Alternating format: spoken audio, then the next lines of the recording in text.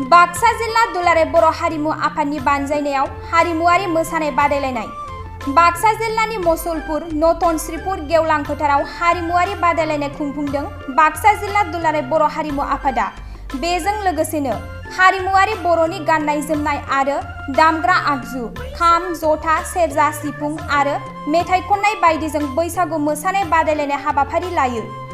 बाक्सा जिल्ला दुलाराय हारिमु आफादनि बानजायनायाव खुंफुंनाय बैसागु मोसानाय बादायलायनाय हाबाफारियाव जिल्ला बर' हारिमु आफादनि लेङाइ आफादगिरि लैथोमा बसुमतारिया बुंथियोदि बर' हारिनि राव हारिमुखौ फोथांनानै लाखिनायजों लोगोसेनो बुहुमाव दिन्थिनो थाखाय बर' हारिमु आफादा गोख्रोङै खामानि मावगासिनो दं। बर' हारिनि राव हारिमुआरि गाननाय जोमनाय, मोसानाय, मेथाइ खननायफोरा लासै लासैनो सोलायलांनो हमगासिनो दं। बेफोरखौ होबथानानै बर'नि दामग्रा आगजु खाम, जथा, सेरजा, सिफुं बायदिजों दामनानै हारिमुखौ फोथांनानै लाखिनो नांगोन होनना फोरमायो। जोंनि बे जायगायाव जोङो बाक्सा जिल्ला हारिमु आफादनि नैथि स्नि बैसागो खुंथाय बे फोरबोखौ जोङो खुंनो मोननानै जोबोद गोजोननाय मोनदों। दिनै जोंहा सेथि हाबाफारि जोङो ओरैनो एक्सुअलि जोंनि बाक्सा जिल्ला हारिमु आफादा नैथि स्नि बैसागु फोरबोखौल' जों खुंनाय जायो। थेवबो जोङो जोंनि दक्षिण बाक्सा दख'रा दुलाराय बर' हारिमु आफादा जों सानसे बारायदेरना लानानै साननै खालामदों आरो दा बेनिनो जोंहा दिनै गिबि सान। दा बे गिबि सानाव जोङो नोंथांमोना नुदों जोंहा नै जों आरम्भ जाबाय। जोंहा दिनै कम्पिटिसन दङ। गिबियावनो जोंहा नै बैसागो खुंग्रि मोसानाय कम्पिटिसना थांगासिनो दङ, सोलिगासिनो दङ। फार्स्ट राउन्डआ जोब्बाय, सेकेन्ड राउन्ड। दा नैथियाव फैगोन जोङो बैसागु हान्जा मोसानाय, बेनि उनाव जोंहा बैसागु मेथाइ कम्पिटिसन दङ। दा बेखिनियानो जोंहा जोंनि बाक्सा जिल्ला हारिमु आफादनि जिथु नैथि स्नि बैसागु फोरबो फालिनाय बेयो गाबोनो स्नि बैसागु। दा बेवहाय जोंहा माखासे हाबाफारि दङ। जोंहा बैसोगोराफोरनि मान बावनाय आरो लोगोसेनो जोंनि बाक्सा जिल्लानि बेन्दोङाव थानाय माखासे जोंहा मुंदांखा सिंगारफोरनि प्रग्रामबो दङ, हाबाफारि दङ। दा लोगोसेनो जोङो देंखो मोनाबिलिबो लानाय जादों।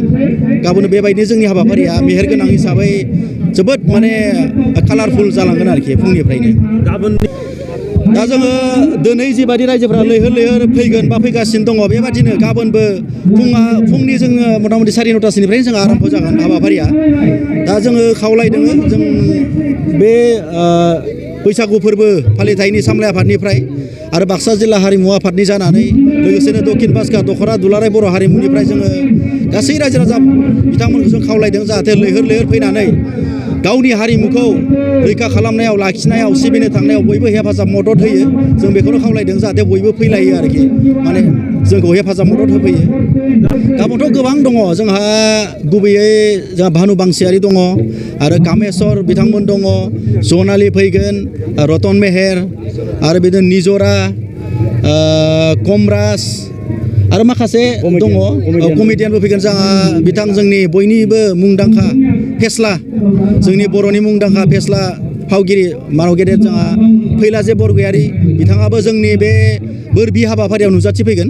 जोबोद गोजोननाय जों मोनदों। थांखियाथ' बिराद गिदिर, बिराद मोनसे महत थांखि बियो।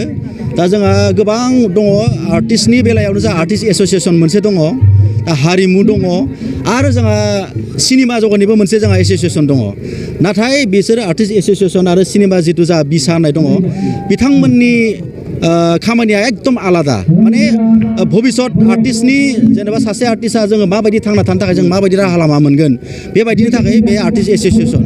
आरो बिसानियाबो जोंहा माखासे बे सिनेमा इन्डास्ट्रिनि बिथांमोनाबो जोंनि सिनेमाखौ माबायदि डेभेलप खालामनो हागोन, प्रडिउसारफोरा, आर्टिस्टफोरा माबायदि थांना थानो हागोन, बिनि सायाव बिथांमोननि खामानिया आरोखि। नाथाय नैबे हारिमुनिया बेबादि नङा आरो।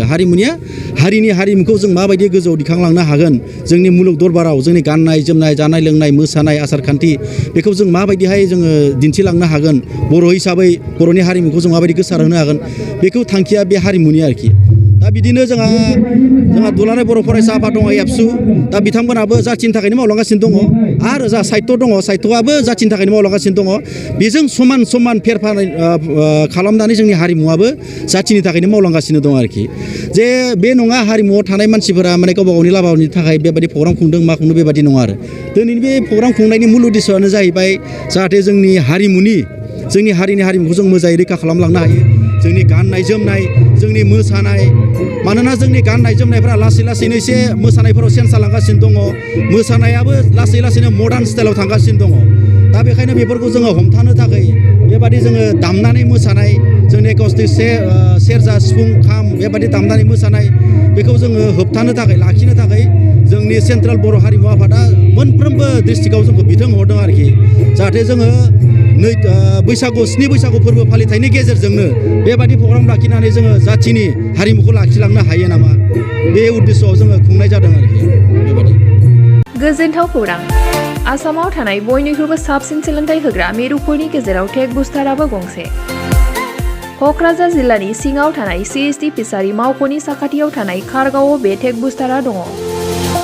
बेयाव बयनिख्रुइबो मोजांसिन सोलोंथाइ आरो नेम सोलिनाय गोग्गो थाखो खथानि सुबिदा दङ। सारा भारतनि गेजेराव सायख'जानाय बायदि सोलोंथाइजों सोमोन्दो थानाय फोरोंगिरिफोर दङ। टेक बुस्टाराव प्रफेशनेल जार्नालिस्ट आरो टेकनिकेल कर्सफोरखौ होनाय जायो। 24 घन्टा रैखाथिनि थाखाय मोजां सुबिदा आरो टेक बुस्टारा नोंथांमोनखौ सौहैहोगोन नोंथांनि थांखिसिम। टेक बुस्टारा नोंथांनि सिमांखौ जाफुंसारनांगौनि थाखाय गांल' नङा साहस आरो गोहोबो होगोन। सोलोंथाइ लाखांनायनि उनाव 100% प्लेसमेन्टनि खाबु दङ। सोलोंनो गोसो गुदुं बिथांमोना 9395695095 जानबुं नाम्बाराव जगाजग खालामनो हागोन।